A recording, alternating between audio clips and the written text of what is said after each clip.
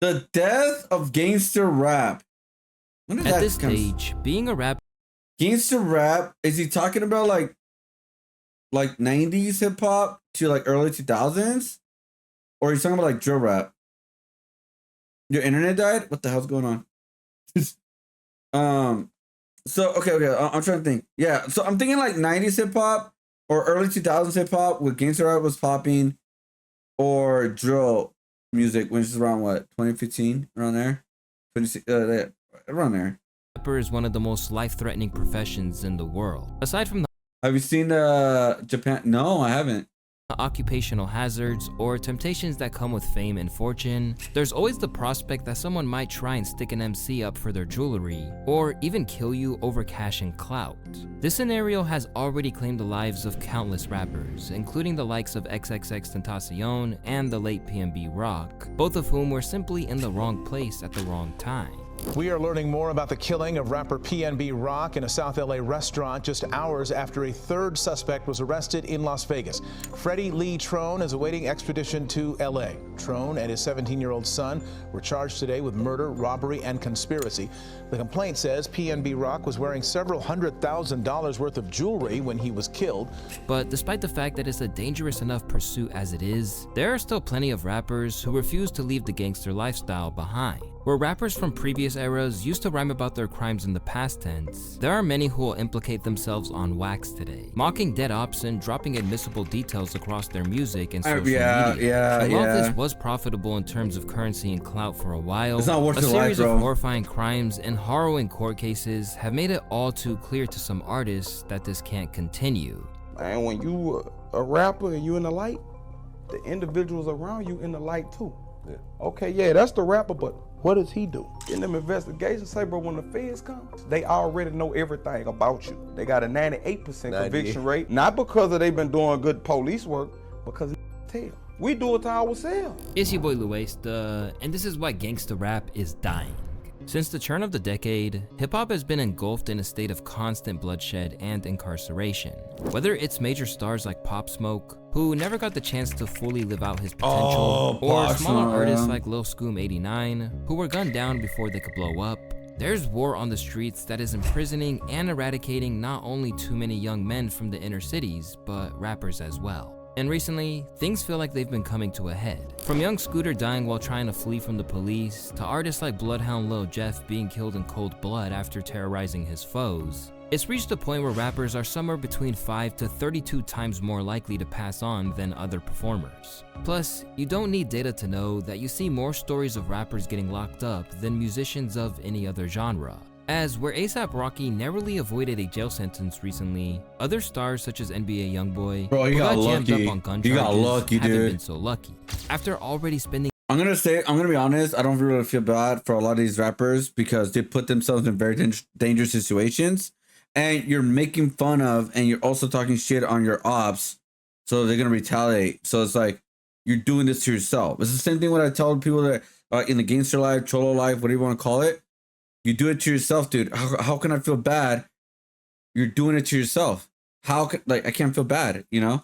years on house arrest and prevented from progressing his career. Along the way, he even got involved in a drug ring where he was impersonating women to score some prescription pills. So oh my God. Part really a smaller cog in the bigger wheel of ultimately seeking justice against Mr. Golden. A Louisiana rapper living under house arrest in Utah found himself in even bigger trouble when it was announced he was charged with being the leader of a prescription drug fraud ring. Despite the clear ill effects of how gangsta rap has been mutated since the days where NWA labeled themselves street reporters, it still remains one of the most lucrative subgenres in the art form. Because just as viewers love to root for the bad guys in movies, hip-hop seems to give some suburban kids a chance to act out their own gangster fantasy. Or like in WWE, people like going for the heels, which is like the bad guys of wrestling, right? But it's just all entertainment and it's not serious, like how some people take it as. Here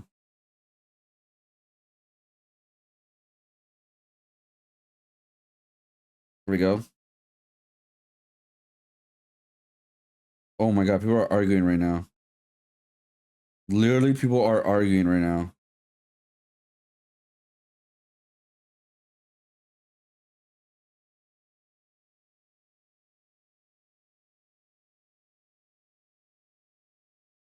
But okay, yeah, all right. We were arguing of a comment that I made a long time ago. All right, moving on. Through their favorite artists. But the problem is that Scarface, Goodfellas, and Casino aren't just movies. In hip-hop, we're not talking about any characters. We're talking about real lives getting cut short way too young or wasted away behind bars. And now, the intensity in which these incidents keep cropping up makes it clear that this can't be sustained. In the space of 1 week, hip-hop was shook by not one, but two horrifying tales of ambushes that claimed the lives of rappers. First off, there was the new information surfacing around the 2020 killing of MO3. Because 4 years after his murder, the story took a wild I turn, saw with that fellow clip. Dallas rapper and former It was in a friend freeway, right? Louaista now being tied to the killing.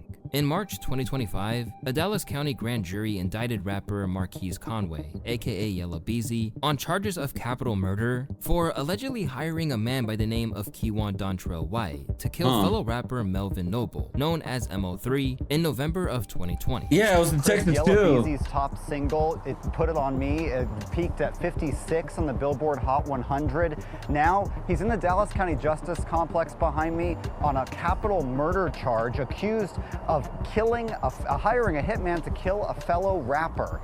Wow. This all happened back in 2020. Yeah, I remember just that. Before noon on the middle of Interstate 35, just south of the Dallas Zoo. I don't know if you guys seen the clip of that. It's crazy, dude. Because the way they reacted was kind of weird at first. The guy got killed because he went to the passenger seat to get the gun, like to shoot the guy who was shooting at him or something. But it's like he couldn't do that when he was inside the car. I don't know why not. But yeah, he decided like he couldn't get the gun, so he started running, and that's why. And the guy chased him and killed him. It was crazy, dude. Dallas police arrested a 22-year-old and charged him with murder. Initially, that 22-year-old's in federal prison, convicted of gun charges. But now, 5 years later, they say he was the trigger man. After being taken into custody, the court reduced his bond from $2 million to $750,000, which came after his grandmother claimed he couldn't afford what was initially being asked for. But even if he manages to make bond, he'll have to give up his passport and stay on house arrest with an ankle monitor strapped to him. Then, about 400 miles away in Memphis, hip-hop was hit with more bad news. A local rapper connected to Sauce Walka was killed. I saw and Sauce that. himself barely made it out alive. Bro, that was another thing that was crazy too. This guy, like, bro, they saw literally a clip of him, like they're just promoting, like they're good, they're chilling and all that, and the next thing you hear, a couple hours later, this guy died.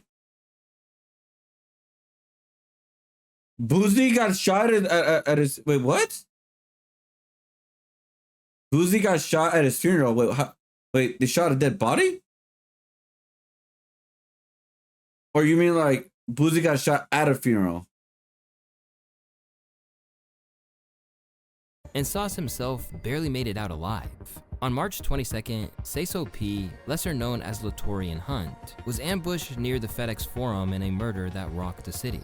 According to Memphis PD, the victims were outside by a vehicle. The suspect vehicle pulled up. Multiple people got out that vehicle, fired shots without engaging in any conversation, then got back into the white vehicle and fled. This appears to be an isolated incident, not random violence. They said in an attempt to prevent public outcry.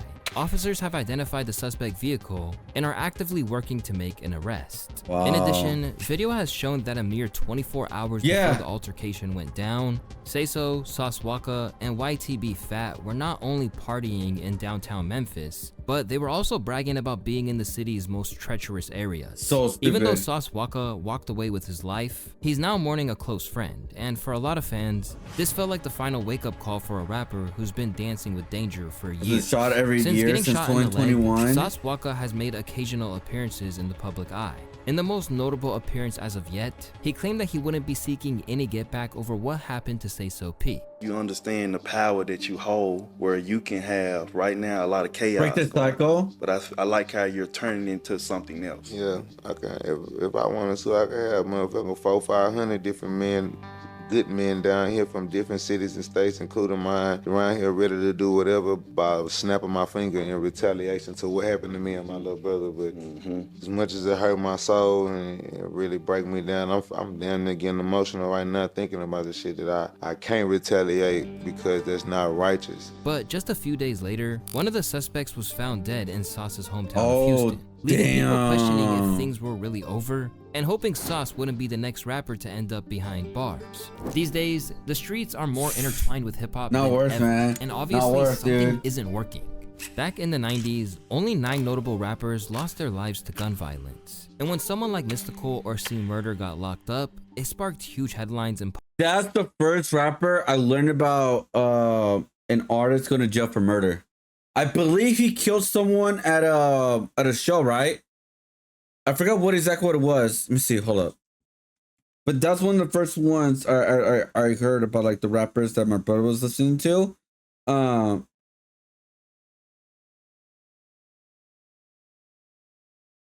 me see. C Murder. Why did he went to prison again? Because yeah, I did listen to the song, the one he made in prison. Is he out of prison? It's American rights game fame. Let's see, hold up. Legal issues. Was convicted of secondary murder in connection in January to beating and fatal shooting of a 16-year-old Steve Thomas at a closed nightclub. Oh, it's now closed. Did he ever got released? Wait, is he released right now? Hold up. In 20, Miller went on a hunger strike to protest conditions, which he feared would result in getting COVID-19. The side of his trial saying he believed the district attorney would have evidence. That month, he hired civil rights attorney Benjamin Crumb.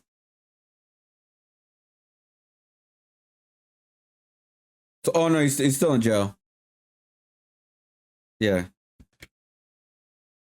Public outrage, almost as if the entire culture stopped to pay attention. In fact, during the 2000s, hip-hop's biggest publication, The Source, even dropped special editions asking if the justice system was specifically targeting rappers. But what changed? How did we go from fans rallying every time a rapper got locked up or killed to people barely reacting when it happens now? And more importantly, it's like normal what can now. hip-hop do to fix it? Because at this point, it's clear that if the culture doesn't change from within, the system's not going to step in to save it. They'll let the cycle run until there's no. You know what's crazy? I know, but it's probably really crazy me saying this. The government was right. The government was right about NWA making a song called Fuck the Police. It could have been a little bit longer than that before that, but I feel like that song was like, it brought a wave where it changed the hip hop culture forever. Where instead of telling storytelling, they went from storytelling to real life, and it just got worse and worse and worse and worse to where right now. Maybe I'm crazy for saying it, but I think they were right, because I don't know if they foresaw this, how like, because you know, like once you cross the line, there's a new line being created, right? And so you want to cross that line, and you cross that line. If you listen to music today, or especially in hip hop, they're not talking about stories no more, right? They're talking about like real stuff that's going on within their lives or in the streets and stuff like that. But not only that, right? That's one thing. But not only that, because you listen to Biggie, Tupac, and all that, right? But now they're making fun of and talking shit to their ops. So bad, they even like there's even a rapper who eventually died, right? Who made a music video on his ops funeral, like grave. It's like it's gotten so bad. It's like, is Ice Cube black or brown? Why not both? Nothing left. For starters, there's a big difference in how rappers used to lean into the gangster image compared to now. Back then, it was more like a launch pad, something they used to get their foot in the door, then left behind as soon as they made it. Take 50 Cent for example. Yeah. He used the story of him surviving 9 gunshots to build his image and kickstart his career. It doesn't hurt as much as people imagine it hurts because of your adrenaline. I didn't know my legs were broke. Really? When I tried to get out the car at the hospital, both of my legs were broke. Where were you shot? In my hands, my legs several times, like 5 times in my hands, and then in my legs and then in my face. From there, 50 quickly became the face of Interscope Records, a label run by Jimmy Iovine, who understood that, back then, gangsta rap wasn't just some form of expression, it was big business. I come from a background of where artists are allowed to create anything they want to create. That was my history, that's all I knew. It's a very complex issue, you know, that I've dealt with on certain levels and I've had conversations about. But if that's Dre and Snoop's truth, what am I? And when he initially came out the gate, 50 and his G-Unit signees leaned into a gun-toting image, launching their careers in the process. They even starred in video games like 50 Cent's Bulletproof and its ridiculous sequel Blood on the Sand, which starred the crew in a crazy third-person shooter game that told fictionalized tales of heists, bullet-ridden battles, and taking on insurgents in Afghanistan. Yep, seriously. But this was the key here, fictional tales. Aside from his earliest days where he was making his name, 50 Cent's brand of gangster rap has always been focused on his past, or just a straight-up exaggerated persona of the crime king of New York City. And over was time, just all he a stepped character. away from it all, as 50 it Cent's was a the character. wise thing to do. As he got older, Because 50 Cent was just an exaggerated character of his life. That's what a lot of rappers did back in the day. It was just an exaggeration of their life, where they have some truth in there of what happened to them, or you know what they experienced, what they've seen, what they hear, etc. But it's a very exaggerated of it, pretty much, right? And one of the like examples of a character that I like is one of the biggest characters was Rick Ross, right?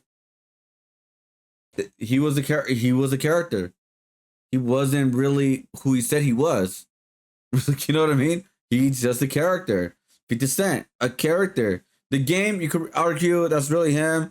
But you know, but you get the idea. A lot of these rappers were just playing a character, not really what they're.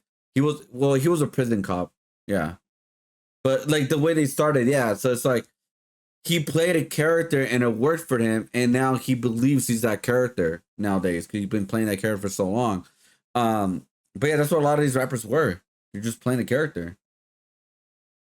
Because I'm pretty sure again, this is not like really gangster rapper at all, right? But like Lil Jon, he played a character, you know, like the way he made his music, the way he put out his persona, etc. But now he just talks normal, and like Dave Chappelle made fun of that.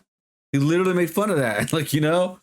You no longer saw 50 posing with guns, and rather than feeling the need to constantly prove he's a real G, he diversified into business, making himself millions in the process. We had this conversation in his room in his boardroom about how, you know, music artists are becoming more influential than ever, and this was that renaissance period of kind of 90s and 2000 hip. And 50 was also incredibly immersed in the business. Like, he came to every meeting on time, ready to go. And his first question every meeting was, how many pairs we sell this week? We were selling like, you know, 40, 50,000 per color at a time. And he was always saying, well, how many Jordans sell this week? I'm telling you, he was literally asking that every week, and or every time we had a meeting. I remember that back to school, we sold like on one color, like a lot, like 75,000 pairs or something. And it was close to what, and I'm not saying, by the way, that G-Unit was ever close to Jordan anyway. Sure. I'm saying in that one moment in time, that one in that color, popularity, I think we sold in almost as many pairs as the Jordan launched for that period. Rather than remaining in Southside Queens, 50, who now lives in a mansion in the South, focused on creating generational wealth. From the moment he signed with Dre, Eminem, and Jimmy Iovine, 50 left the street life behind and focused on becoming a legendary MC. That system seems to have broken down for a lot of artists. Yo, what up, guys? How's it Rather going? than using hip-hop as a way to evade the I'm doing trap once and for Pokemon, all, my some gold artists seem to version. want to use rap I music did the as silver version already, and I'm working on propaganda gold. gang, or try to juggle the studio and street life at the same time, I'm a little bit leading thick to right now, either too. a violent end, a lengthy jail sentence, or sometimes How do you even feel a about legal gangster case rap? that takes down the whole crew. That's what we're Rappers watching right used now. to point their firearms in favor.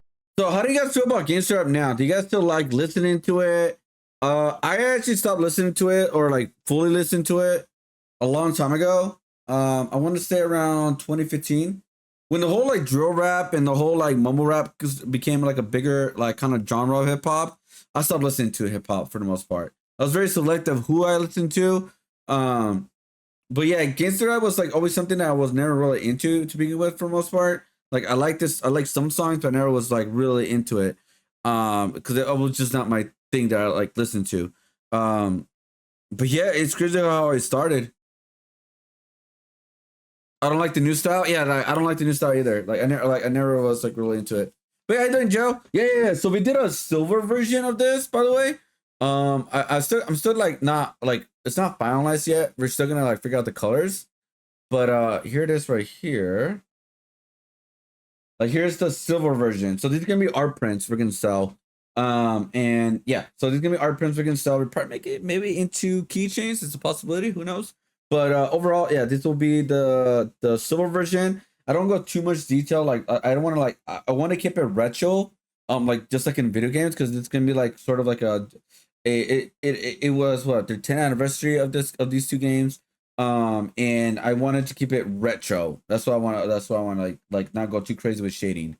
So obviously that one's like cool colors, and obviously this one only had about 1, 2, 3 extra colors, 4 extra colors. Yeah, about 3, 4, yeah, 3, 4 extra colors. So this one right here is gonna have a little bit more, but right now we're just fulfilling like the colors that we're gonna do it yet. And then we're just gonna start shading with the white, and then we're gonna also add like shading for the yellow, obviously, to stand out a little bit more, and kind of go from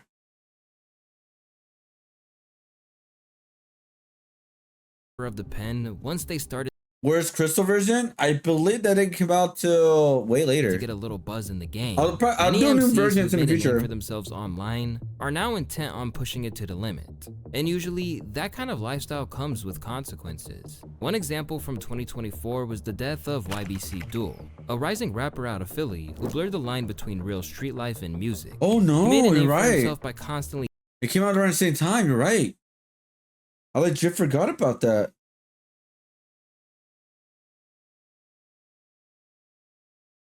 What the hell? I didn't know about this one. What? They made a crystal version for Game Boy Color? What the hell? I never knew about that one.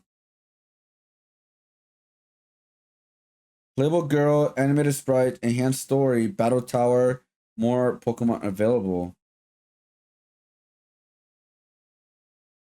I did not know that existed. Wow.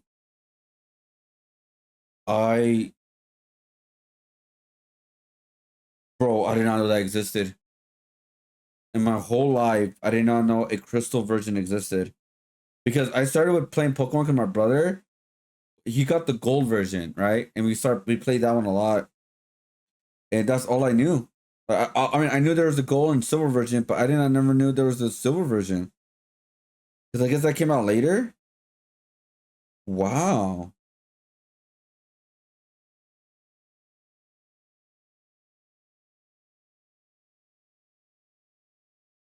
All right. I did not know that. Dissing his enemies online and in his songs, even going as far as hopping on IG Live to dig up an ops. But I will do more other versions in the future. Oh yeah, there it is. There it is. The grave. His crew calls him Mr. Disrespectful for a reason. All the while, he continued to brag about being untouchable, believing that he could escape anything the crew flung at him. Yo, that was so messed up. Get hit with 8 or more, he overcooked. I ain't get hit yet. When you say hit, do you mean hit by gun bullet? Yeah, got by gun bullet. You never been hit? Yeah, I ain't get hit yet. With some of his tracks racking up huge numbers of views, Dole could see a life that didn't involve the lifestyle he was immersed in today. But the sad part is that it wasn't enough for him to pull away from it all immediately, and he knew what might arise from staying in Philly. My goal in 5 years is to be like somewhere like wealthy, somewhere chilling, at my family street. But if that don't happen, I'm gonna be somewhere out here shooting or dead or in jail. That's what it's gonna be. Sure enough, he never got the chance to do that because, unfortunately for Dole, this interview would go live just days before his enemies set out to test his apparent lucky streak, and this time they wouldn't miss. You got a new profile? That's me for real. I can't see it. Hold up.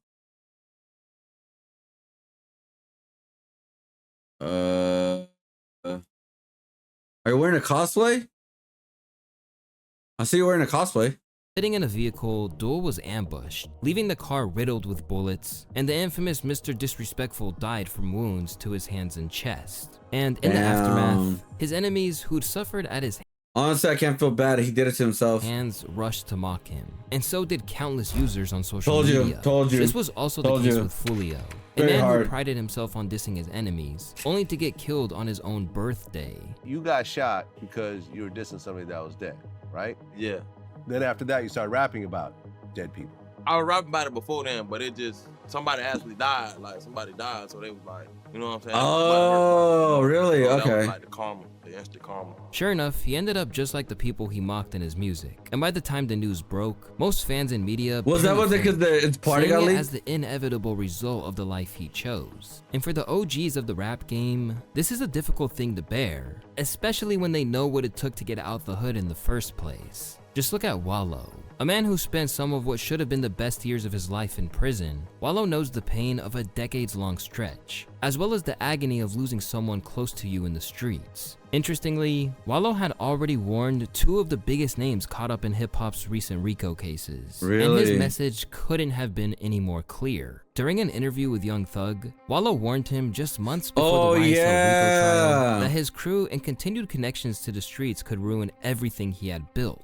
When some of y'all young in here that still be living that shit, I don't be talking to y'all on Instagram as some square ass lame ass. I'm talking to y'all as a nigga that been in the prison y'all and see little young boy come in with his tattoos on his face and he like, oh gee, I'm like, what's up? When I'm going home? Shit. 2073. Cease. And now all the gangster shit gone. The going. So when I'm on there, I'm speaking from a place of trying to get some real game. Cause I'm gonna tell you some shit, it's lonely than a motherfucker in there. And when life goes on, your family dying, the problem is so many niggas are scared of y'all. I'm not scared of no young because I'm not coming at you in the wrong way. I'm coming at you the way your daddy ain't come at you, the way your uncle couldn't come at you because them was dead in prison. You rappers, like the artists, if you don't want to be an artist, take it to the streets. But don't bring the dumb shit in the game trying to prove that you're real.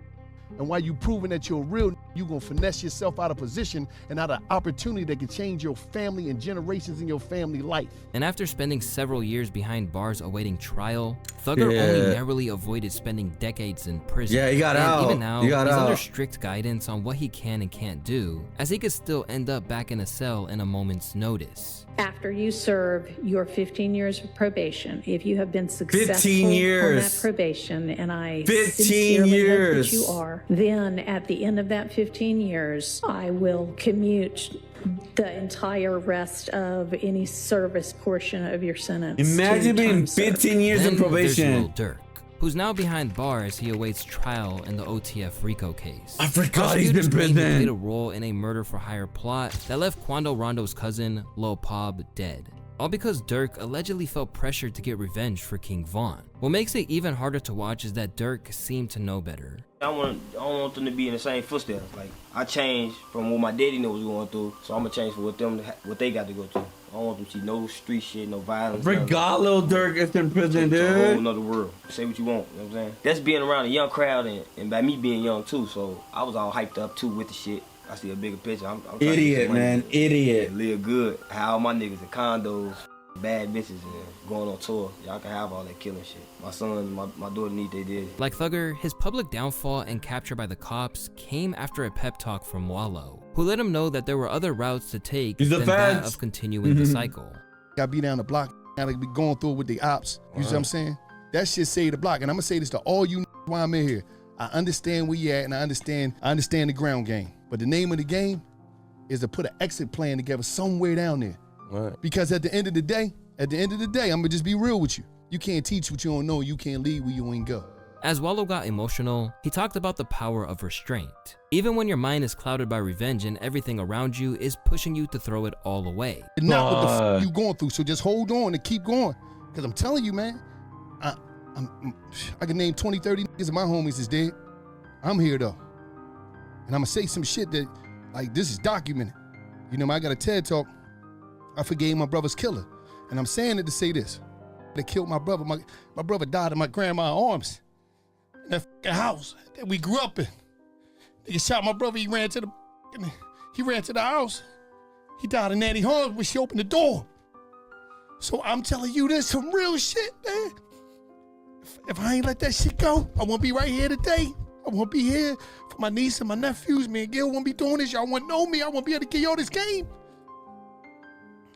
I believe I believe even some people in the comments on Twitter made fun of him for him crying, getting emotional. And look what happened to Lil Durk. But I had to leave. I had to let that shit go. When I let that shit go, I started to grow and I started to glow.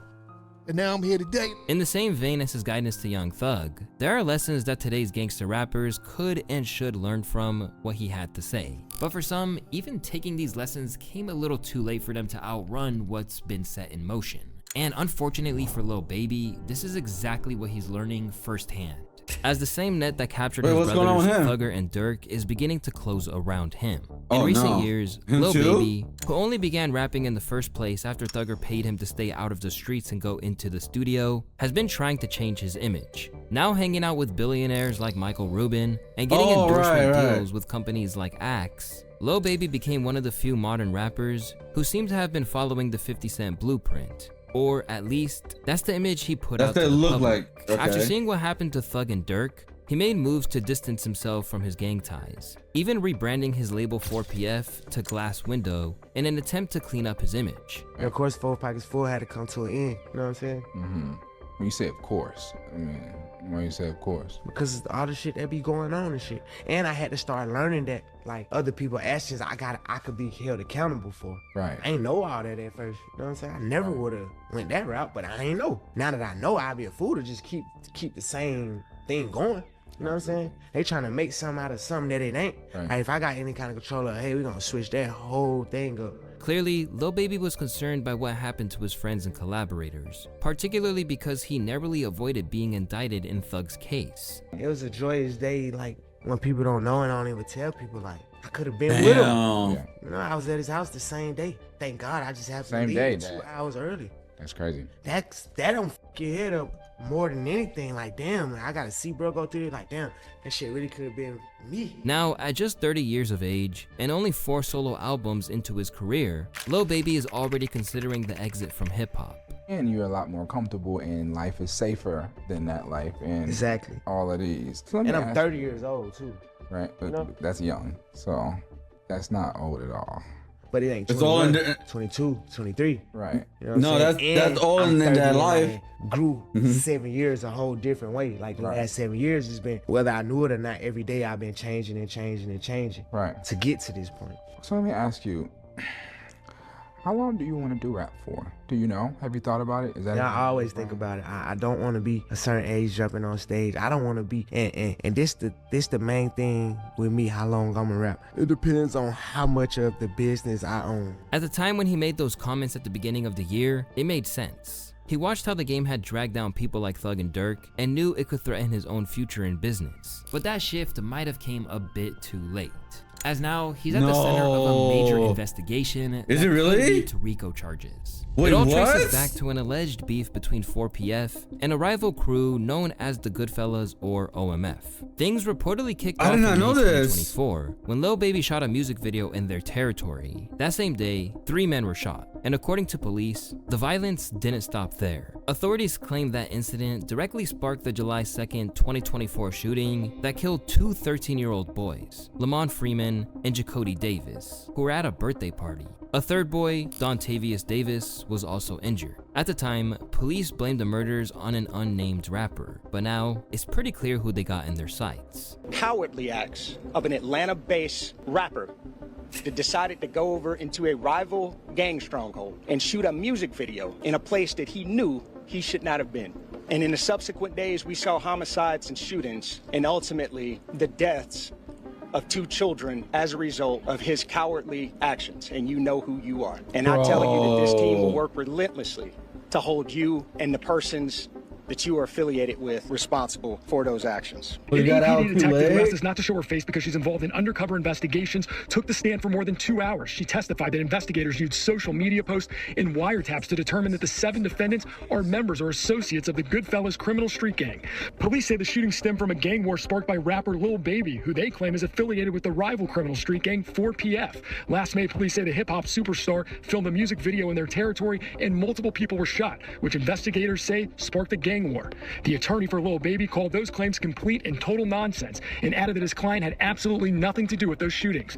During cross-examination today, defense attorney Brian Tevis criticized the investigation and claimed that investigators did not have any evidence that proves his client was involved or even in a gang. Just as it happened with Thug and Durk, information has begun to spill out, painting Lil Baby as a criminal mastermind, even claiming that he put a hit out on several men. On top of that, the recent death of a man who reportedly turned informant, which helped land 4PF affiliate Nate a 40-year sentence on a gang-related murder charge, isn't helping the situation. Dumbass, now, man. people on the legal side of things, including former Georgia prosecutor Melissa Redmond, believe it's only a matter of time before prosecutors move forward with a full-blown RICO case. Anytime you're dealing with alleged gang conduct, what's the lowest you can get for RICO cases, guys? Like, isn't it a lot of years? This case is focused on the tragic deaths of 2 innocent kids. If the investigation uncovers more back and forth violence or gang activity, I think it's likely.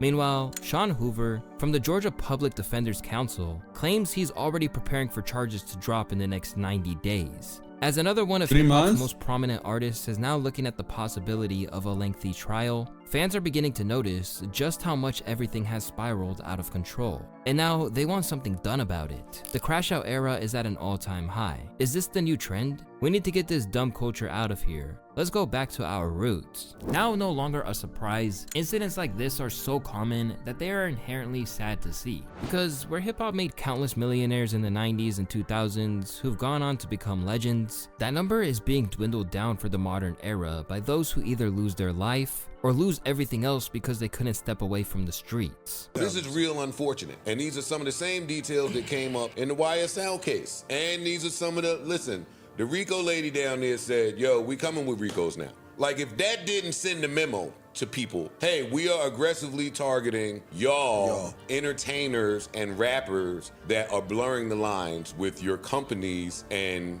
your street ties. I'm just tired of seeing young, black, successful people get the opportunity and lose it like that because of where we came from and the things we've endured and experienced. As Kevin Gates pointed out earlier, a lot of rappers today are making it way too easy for either the streets or the law to catch up to them. Not only do they make it way too easy because they're naming names, dude. But cops are now actively watching for songs that mention actual crimes. See? And more often than not, they're finding exactly what they're looking for. It's the same thing the late, great MF Doom warned about years ago when he rapped, "Rap snitches, telling all their business, sit in the court and be their own star witness." And it's not just theory. Even Derek Parker, better known as the hip-hop cop, admitted in an NPR podcast that law enforcement has a habit of targeting rappers, partly because it helps them build a name for themselves. The detectives are like anybody else. If I take it's the easy case. It's the easier case. And clearly, Makes the same sense. goes for DAs too. It's an Whether easy it's leading case. to killings or causing incarcerations, the gangsta rap world that we're in right now is nothing more than a vicious cycle. And hopefully, if you take anything away from this video, it's that the way things are going right now can't be sustained. Every year, we watch more and more rappers either end up in a cell or in a grave. And at this point, it's clear that if nothing changes, the entire genre is at risk of collapsing on itself. With the shock value of dissing dead ops starting to fade, and more rappers seeing their lyrics or social media It should be seen more as cringe at this point, dude. It's clear the Fucking culture cringe. needs a new direction. Because at this point, the only ones entertained by this cycle are kids who don't realize how real the consequences are. Yeah. Instead of more rappers who are trying to emulate King Von, we need a few more Actually, that's true because like the people that are listening to it, they're just listening as entertainment value. They're not listening as something that's real, right? That's majority of the audience. They're listening to it as entertainment. That's it. They don't listen to it like, oh, it's actually real. What they're saying is actually real. Also, people need to stop sugarcoating of like, and start like you can't call someone something because they you know them or it was your favorite rapper, etc. No, you gotta call them out like legit. Like you cannot romanticize these artists, sugarcoat these artists because they're your favorite rapper or to make your favorite song. No, you got to call them out, like what they did. For example, King Von, delete all his music. He was a murderer. He was a murderer. But they still like listen to him to this day. They still like give him respect or RIP. Bro, he was a goddamn murderer. Like what? Like that doesn't make that makes no sense to me. And obviously he's just one of many. It's like I don't get it. I don't get that. And staples in the world. I be getting the most random messages from the most square niggas like, hey bro, you need to get back to that gangster shit. Like, if you don't shut your bitch ass up, why you ain't killing nigga on this album, man? I'm not fucking with it. It's like, I be over it, bro. That's weird. That's that shit weird. is so draining, man. Besides, when you take a look at who are the highest selling hip hop artists today, you no longer see gangster rappers. Instead, it's Kendrick, Drake, Playboi Carti, Travis Scott, Doja Cat, and others whose music is far removed from the drill scenes it's that are just claiming lives entertainment. and concluding in lengthy sentences. It's just so, entertainment. If anything, it seems like that change might already be underway. As always, it's your boy Louaista, and I want to thank y'all for watching today's video. As always, don't forget to like. Yeah, like honestly, I don't like Cardi B's music. I think it's dumb, but he's not saying anything that like is about the street life, about killing someone. Like, to be fair, Scarface, Goodfellas, Casino are some just movies, but the end of end of each of them, all characters are either dead, locked up, or hiding in witness protection.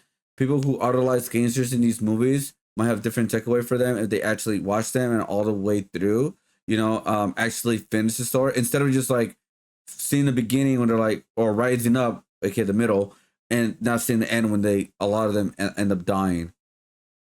These young dudes grew up watching rappers saying they were real, took that shit to heart. Meanwhile, they were just selling violence to them. That's exactly what it was. From back in the day, they were not being real. It was not real. They were playing a character to a certain extent. Did some of the stuff probably happen in real life? Yes, of course, like 50 Cent, him getting shot up. But for the most part, I'm pretty sure he exaggerated a lot of his songs because that's what's selling. And I'm gonna be honest, it's sort of their fault. Like, and the domino effect started all the way maybe before NWA, but I feel like NWA was like when it got really like crazy big. Especially when they made that song F the Police.